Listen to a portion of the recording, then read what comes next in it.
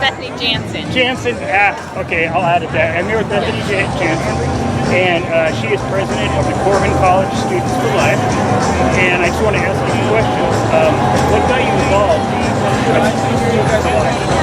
When I was going to Hawkins Community College a couple years ago, I was just interested in finding a Christian group to get involved with. I heard about the Students for Life Club there, and I soon, when they were going to a meeting, before long, they asked if I'd be vice president, and so I just got kind of more involved. I'd always grown up believing in the pro-life movement, believing that we ought to value life and protect it and help women, and so that's kind of my whole concept here. I want to help women and realize that abortion hurts not only the unborn but also the woman, physically, emotionally, mentally, and I want to be a person that brings help and brings healing to those in those desperate situations. Okay, and this kind of covers it. I was going to ask what the goal and philosophy of the organization was, but you basically answered that, so I will continue to the next. But I do want to do a disclaimer. Can't represent Students for Life of America because I'm just part of a club chapter. Okay. This so is yeah, that is yes. So that's okay. But one of the things too that we want to show is that we are the pro-life generation, because we realize that a quarter of our generation is missing here today because of abortion.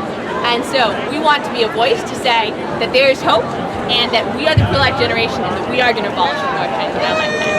So, but one of the things too that we want to show is that we are the pro-life generation, because we realize that a quarter of our generation is missing here today because of abortion. And so we want to be a voice to say that there is hope and that we are the pro-life generation and that we are going to abolish abortion in our lifetime. Excellent. Okay. So that also, my next question was going to be what you would consider success. Have the other, you said one third, one half? 1/4 of our generation is missing because of abortion, and they've died from abortion. But our goal of success too would be to create a culture of life, where life is a promising choice, where women feel like they have support, the resources they need, and not getting pressured into abortion, anything like that. Excellent. And is there a large percentage of pro-life students at the schools that we go to, and within maybe some of the schools? Yeah, there's a lot of pro-life students. Unfortunately, not all of them are able to be involved in their clubs as much as they probably like to be. But I know at my college particularly, I would say for the majority of campus is pro-life. And we have a lot of students actually here at the event too from our club. So we're going to be going down to San Francisco next week. And so, yeah, there's a lot of pro-life students out there, a lot more than he realizes, and then a lot of people realize. So, I want to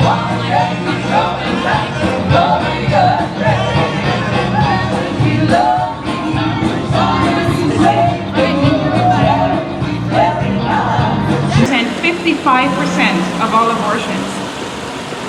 Locally, why is it that when Planned Parenthood built a mega center in the Portland area, they located it in the neighborhood with the highest percentage of blacks? Despite cunning opposition, we are saving babies and having further impact reflected through changed hearts as more people are becoming pro-life. Abortion workers, including abortionists, are leaving that business. And abortion sites are closing their doors, many are.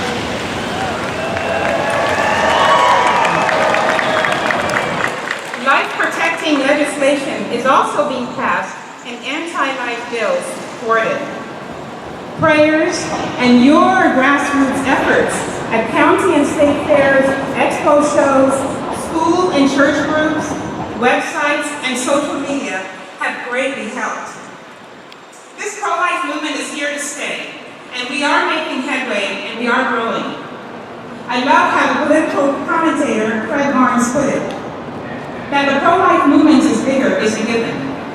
It's also younger, increasingly entrepreneurial, more strategic in its thinking, better organized, tougher in dealing with allies and enemies alike, almost wildly ambitious, and more relentless than ever.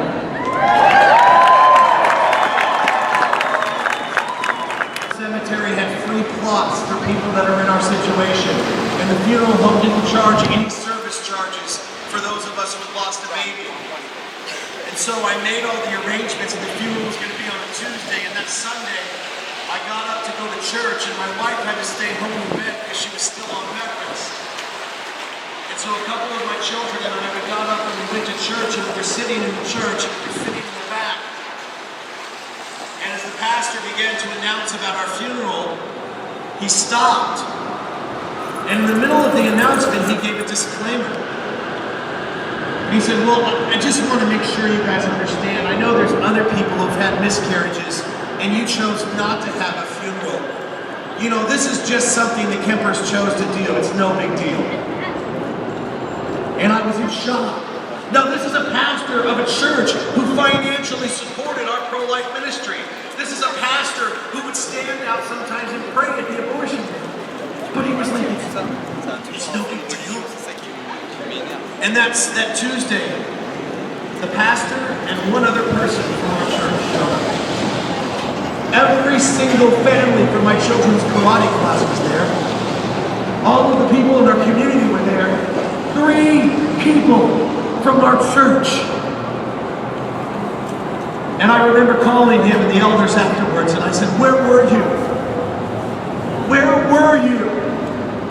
And they said, well, Bryan, you know, it wasn't like it was, and I said, if that had been my older daughter, Kimberly, or pastor, if that had been your son that died, would you have all been there? And they said, well, of course we would. But this wasn't any other funeral, it was just a miscarriage. Probably the most painful moment of my life. To hear the man who was supposed to be shepherding me closer to God say that my son was just a miscarriage. But it shows you that there's still that little separation between the child in the womb and every person walking around here today.